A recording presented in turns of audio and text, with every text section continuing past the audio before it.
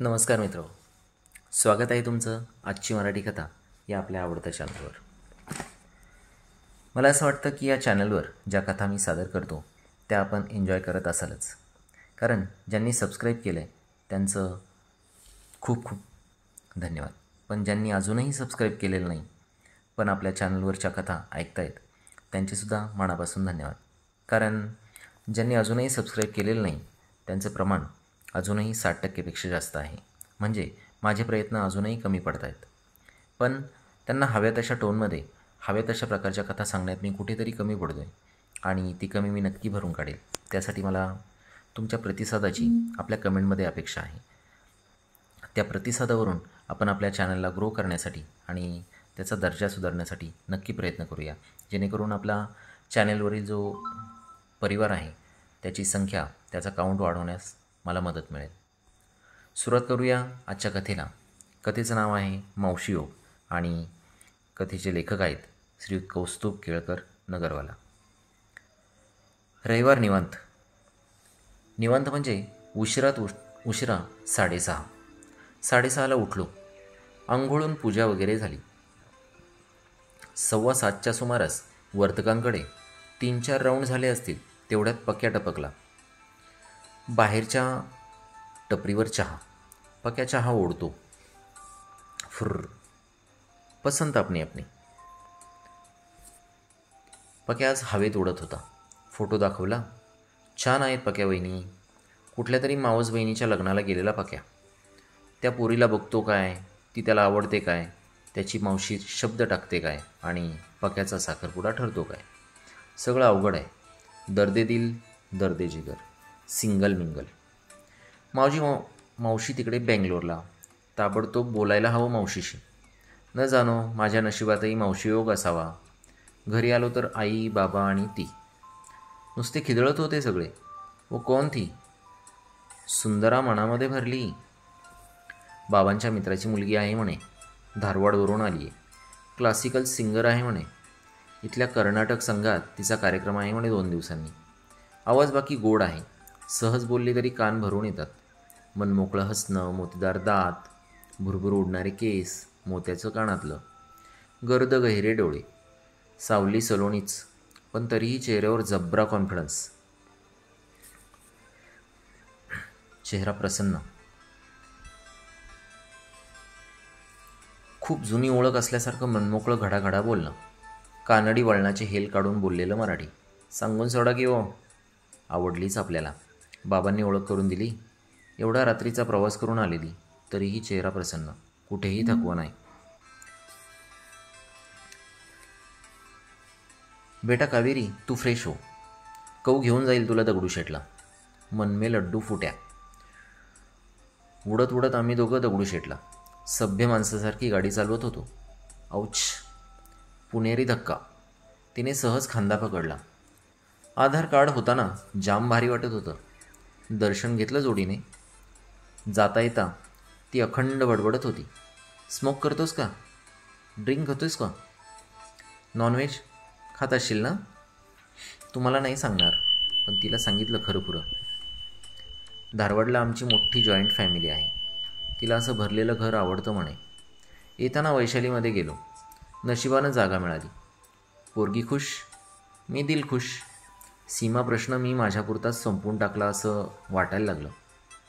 0 मिनिटात दिवस संपला. रात्री पत्त्यांचा डाव रंगला. लॅडीज खेळत होतो. मी आणि ती, आई आणि बाबा. नुसत्या डोळ्यांनी तिने हुकमाचा पत्ता सांगितला. आम्ही जिंकलोच.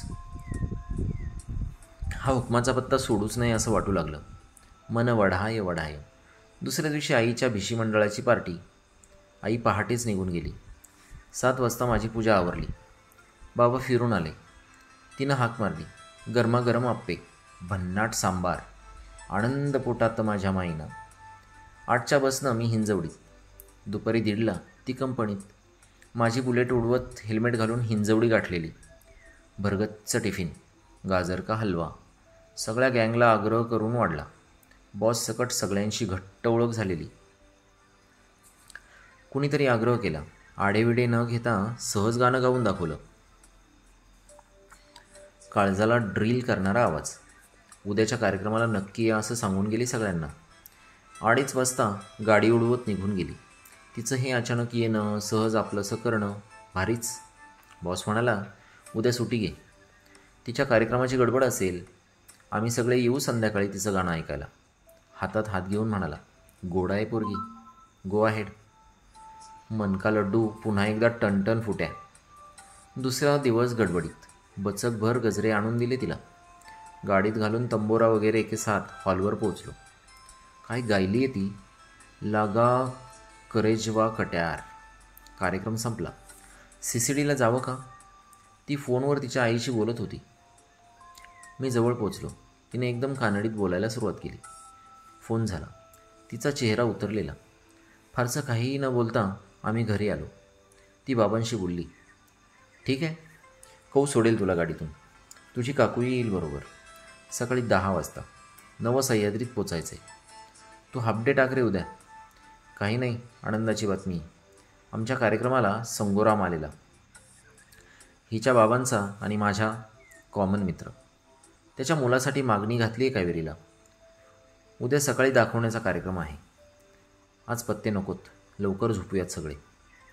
गुड नाईट म्हणतानाची तिची ती नजर, ब्रेकअपची फिलिंग देणारी. सकाळ झाली. ती एकदम फ्रेश, प्रसन्न, थोडीशी लाजरी, थोडंसं टेन्शन. मी सकाळीच गुपचूप गणपतीला जाऊन आलो. माझा विरक्त ड्रायव्हर झालेला. मी, आई आणि ती.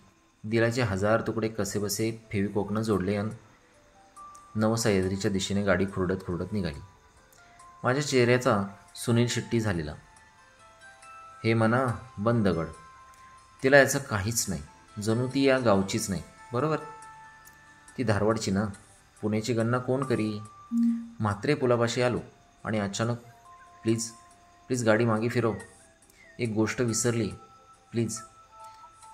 मेंदूचं दाण्याचं कूट. घरी आलो तर मावशी दारात उभी. नुसता हसण्याचा धबधबा. तिचे आईबाबा आलेले. सगळ्यांनी माझी विकेट काढली आज. कावेरीसुद्धा, मावशीच्या मैत्रिणीची मुलगी. मावशी म्हणाली तिला, बघ विचार कर. ती म्हणाली, 2 दिवस राहून येते तिथे, मग ठरवते. काल तिनं फोन केलेला आईबाबांना. मधल्यामध्ये माझा पोपट. चालते की. पक्याला फोन केला. ताबडतोब वर्तकांकडे. माझ्याही नशिबी वर्तक योग आहे म्हटलं. Thank you so much. कशी वाटली आजची कथा? आजची मराठी कथा या चॅनलला आपण जे भरभरून प्रेम देत आहात आणि त्याबद्दल मी आपले मनापासून आभार मानेल. तुमचं प्रेम आणि तुमची साथ अशीच मिळत राहो हीच मनापासून प्रार्थना. तोपर्यंत धन्यवाद. Stay tune, stay healthy, stay happy. Bye.